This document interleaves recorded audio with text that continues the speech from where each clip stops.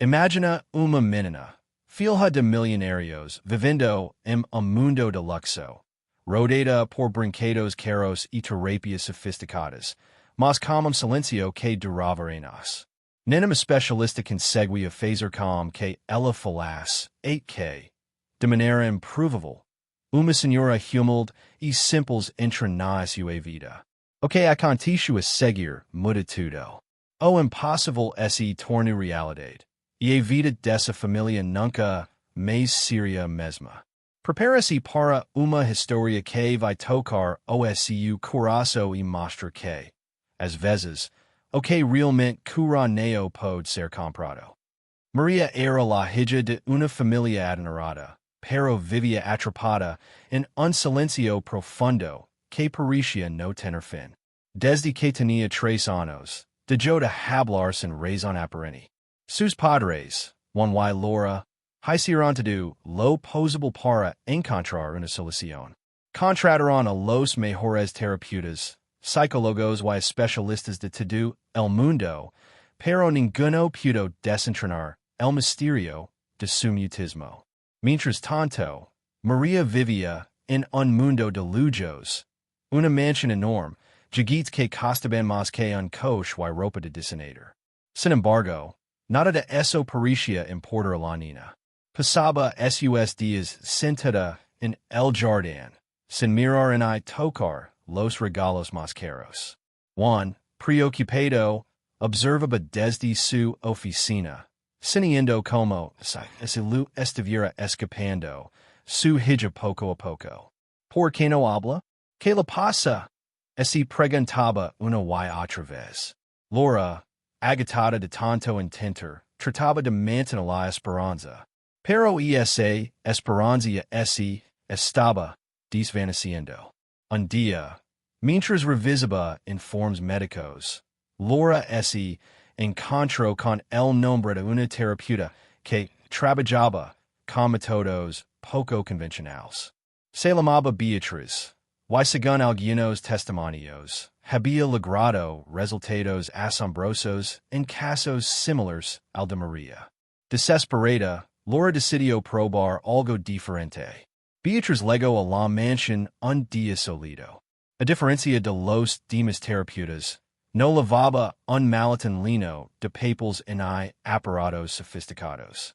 Solo una mochila con algunos objetos curiosos, piedras, trozos de madera y una pequeña flauta.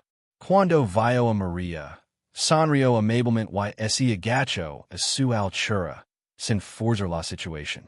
No intentó hablar ni la presionó. Simplemente empezó a tocar la flauta, creando una melodía suave que llenaba el aire de paz.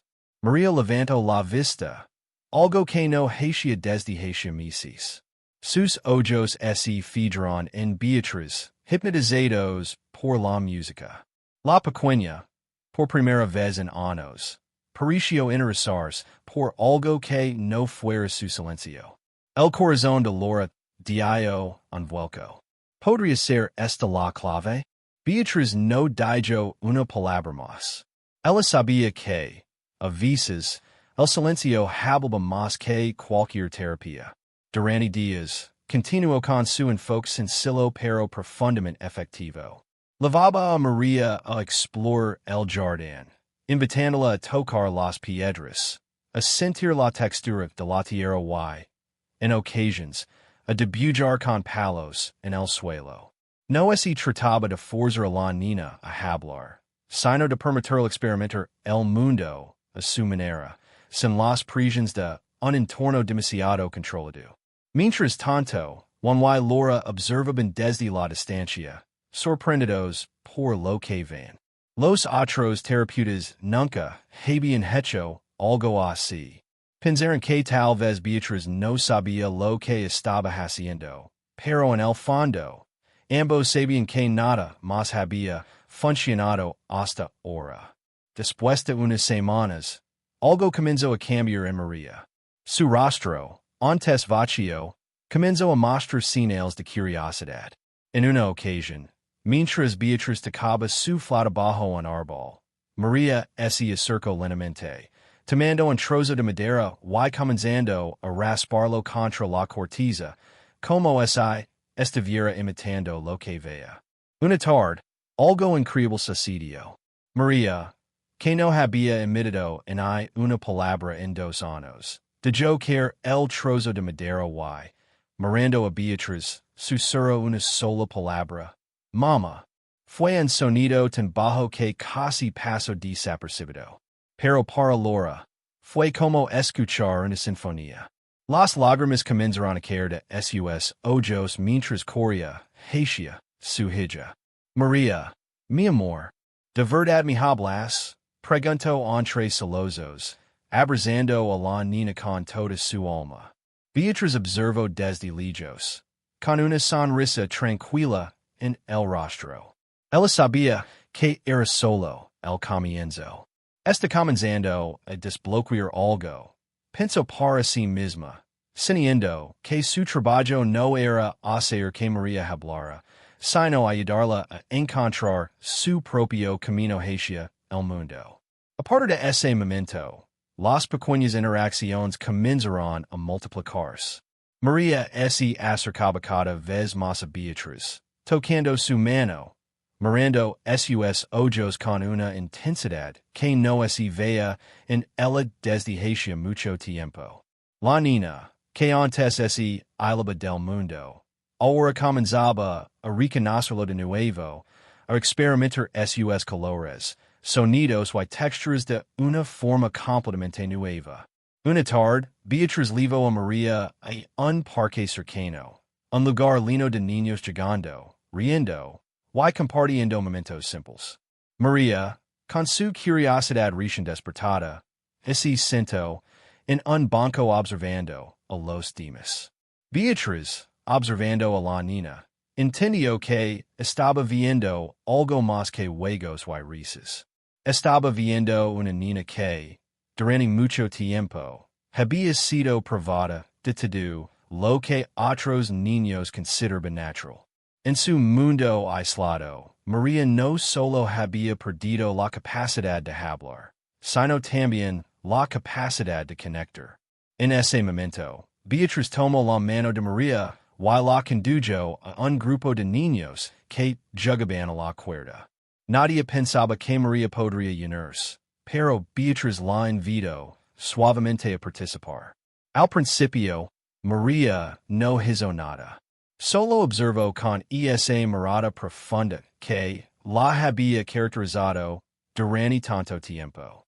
Pero cuando uno de los niños la invitó a saltar, María se levantó tímidamente y, por primera vez en mucho tiempo, se unió a ellos. Beatriz vio a los padres de los otros niños mirarla con curiosidad, y sintió que algo estaba cambiando en el ambiente. María ya no estaba sola, en su burbuja de silencio. Ella, aunque no hablaba aún, comenzaba a sentir la energía de los demás.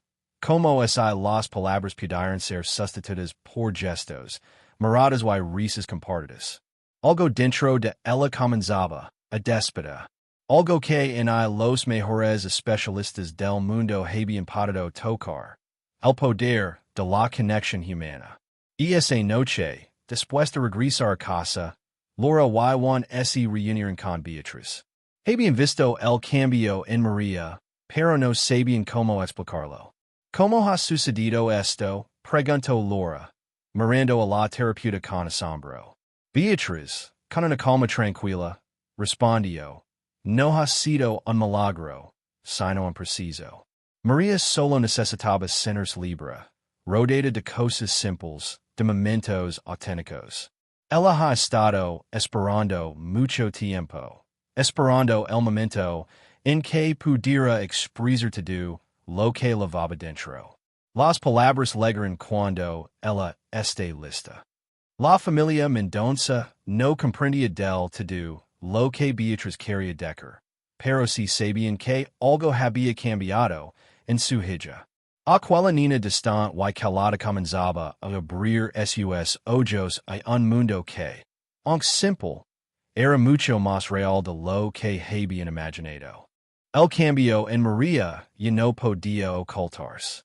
Aunque seguía hablando muy poco, su mirada había dejado de ser distante. Ahora observaba todo con una atención casi dolorosa, como si estuviera descubriendo el mundo por primera vez. One y Laura comenzaron a notar pequeños gestos que antes no existían. María tomaba la mano de su madre sin que así lo pidieran. Buscaba la presencia de su padre cuando llegaba del trabajo y, sobre todo, esperaba con ansias cada visita de Beatriz. Pero Beatriz sabía que aún faltaba algo esencial. Una mañana, mientras caminaban por el parque, María se quedó completamente inmóvil. Sus ojos se clavaron en una figura que avanzaba lentamente por el sendero. Era una mujer mayor, vestida con ropa sencilla, empujando un carrito lleno de botellas y cartons. Cantaba una canción suave, casi inaudible, pero lo hacía con una paz que contrastaba con el ruido del parque. María no se movía, no parpadeaba, solo miraba. ¿La conoces? Preguntó Beatriz con cuidado. María no respondió, pero algo inesperado ocurrió. Dio un paso hacia la mujer. Luego otro. Beatriz la siguió sin intervenir. La anciana se detuvo al notar la presencia de la niña y sonrió con una calidez que parecía abrazar el aire. Hola, princesa, dijo con voz dulce. Que ojos tan bonitos tienes. María no habló, pero por primera vez en mucho tiempo, sonrió. Una sonrisa pequeña, frágil, pero real. La mujer se sentó en un banco cercano y sacó de su bolso un pequeño pajarito de papel, hecho con páginas de una revista vieja. Lo colocó en la palma de su mano y lo acercó a María. Lo hizo noche. ¿Te gusta? María extendió la mano con timidez y tocó el papel. Sus dedos temblaron levemente. Luego hizo un sonido, apenas un suspiro, pero fue suficiente para que Beatriz sintiera un nudo en la garganta. Se llama Esperanza, dijo la mujer. ¿Y tú? ¿Cómo te llamas? María abrió la boca. El silencio se estiró como una cuerda a punto de romperse. Entonces, con un esfuerzo visible, dejó salir un sonido quebrado. María, el mundo pareció detenerse. Beatriz levó la mano a su pecho. La mujer mayor abrió los ojos, sorprendida, pero no dijo nada. Solo sonrió aún más y acercó el pajarito de papel al corazón de María. Y es tuyo, dijo. Las cosas simples a veces guardan magia. Juan y Laura, que observaban desde lejos, no podían creer lo que ven.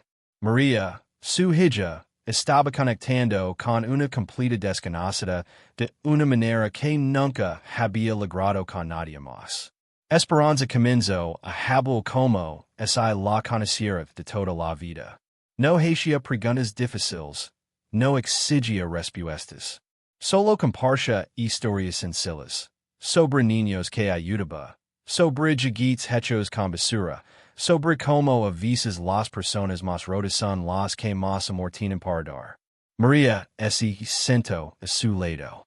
Apoyó la cabeza en su brazo. Cuando Esperanza se levantó para irse, María reaccionó con desesperación. Se aferró a su mano y dejó escapar un sonido fuerte, casi un grito. No era una palabra, pero era un mensaje claro. No quería que así fuera. Tranquila, mi amor, dijo Esperanza agacándose. Siempre vuelvo al parque. Las personas que se encuentran de verdad, siempre se vuelven a encontrar. María la abrazó. Un abrazo fuerte, como si la conociera desde siempre. Laura lloraba, sin control. Un sentía que algo dentro de él se rompía y se reconstruía al mismo tiempo. No es casualidad, susurró Beatriz. María no estaba esperando aprender a hablar. Estaba esperando alguien que la viera de verdad. Cuando regresaron a casa, María no fue a su habitación. Se sentó en el jardín, tomó papel y lápiz, y comenzó a dibujar con una concentración nunca antes vista. Cuando terminó, se acercó a sus padres y les mostró el dibujo. Era claro, una niña pequeña, una mujer mayor con un carrito, y un gran corazón rodeándolas a ambas. Ella, dijo María, señalando el dibujo. Ella casa, Juan entendió. Por primera vez, realmente entendió. Y en ese instante, supo que la vida de su hija, y la de ellos, estaba a punto de cambiar para siempre. Al día siguiente, María se despertó antes de que sonara el despertador. Corrió hasta la habitación de sus padres con el pájaro de papel apretado contra el pecho y señaló la puerta. No necesitaba palabras para hacerse entender. Quería volver al parque. Quería ver esperanza. Juan y Laura se miraron en silencio. No había dudas. Algo profundo había despertado en su hija y no podían ignorarlo. Aquella mañana, por segunda vez en muchos años, salieron de casa sin un plan, sin una agenda médica, sin terapeutas caros. Solo ellos y María. Buscaron Durante horas. María se detenía, miraba alrededor, se agitaba cuando no la veía. Sus pequeños sonidos de frustración rompían el corazón de Laura. Justo cuando estaban a punto de rendirse, una mujer que vendía flores cerca de la entrada del parque los observó con atención. ¿Buscan esperanza? Preguntó. Juan levantó la cabeza de inmediato. ¿La conoce? La mujer sonrió con ternura. Todos la conocimos. Y esa mujer ha cuidado más niños que muchas escuelas. Perdió a su hija hace años. Desde entonces, se convirtió en madre de muchos. Esas palabras golpearon a Laura como un rayo. Comprendió algo que antes nunca había visto. Esperanza no solo había tocado el corazón de María. Ella reconoció su dolor. Dos almas heridas que se encontraron sin necesitar explicaciones. Siguieron las indicaciones hasta una pequeña plaza al otro lado de la ciudad. Allí, bajo un árbol grande, Esperanza estaba rodeada de niños. Cantaba historias con gestos exagerados. Hacía voces distintas y los niños reían sin parar. No había juguetes caros, solo imaginación y atención verdadera. María salió corriendo del auto. Abuela, dijo con voz temblorosa. El silencio fue absoluto. Esperanza giró lentamente, y al verla, abrió los brazos con lágrimas en los ojos. Mi niña, susurró. Sabía que volverías. María se lanzó a sus brazos y, apoyando la cabeza en su pecho, dijo con claridad. Abuela, corazón. Juan y Laura van abiertamente. Su hija había dicho más en ese instante que en años de terapias. Ese día, María no volvió a ser espectadora. Jugó con otros niños, compartió risas, se ensució las manos. Cada palabra que decía era corta, imperfecta, pero llena de intención. Antes de irse, María tomó la mano de Esperanza. Casa contigo, dijo. Esperanza sonrió con dulzura. El amor no vive en casas grandes, mi cielo. Vive donde alguien te espera. Y esa noche, en la mansión silenciosa, Juan y Laura tomaron una decisión que cambiaría todo. No intentarían encajar a María en su mundo. Ellos entrarían en el de ella. Por primera vez, comprendieron que su hija nunca estuvo rota. Solo estaba esperando pertenecer. Las semanas siguientes transformaron por completo la vida de María y de sus padres. Y no había citas médicas interminables ni terapias frías. En su lugar, había visitas al parque, tardes simples y risas que, linaban espacios antes vacios. Maria hablaba poco, pero cada palabra nacía del corazón. Y siempre había un nombre, que se repetía más que todos. Esperanza. One y Laura comenzaron a acompañar la cada semana a la pequeña plaza. Ali descubrieron un mundo que siempre había existido, pero que nunca habían querido mirar. Niños compartiendo lo poco que tenían, madres ayudándose entre sí en el centro de todo, esperanza, dando amor sin esperar nada a cambio. Un día, María sorprendió a todos. Se acercó a Esperanza, tomó su rostro con ambas manos y dijo con claridad: Te quiero, abuela. Esperanza rompió en llanto. No era una palabra cualquiera. Era un regalo nacido del alma de una niña que había aprendido a confiar en el mundo. Y esa noche, María entró en la habitación de sus padres y, por primera vez, los miró a los ojos sin miedo. Mamá, papa, dijo suavemente. Estoy bien. Laura la abrazó con fuerza. Juan entendió entonces algo que jamás olvidaría. El silencio de su hija no era un problema, era una espera. Con el tiempo, Juan tomó una decisión que sorprendió a todos.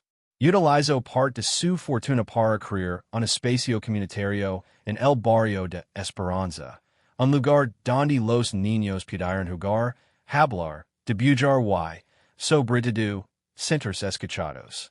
No lo hizo por caridad, sino por gratitud. María fue la primera en entrar al lugar.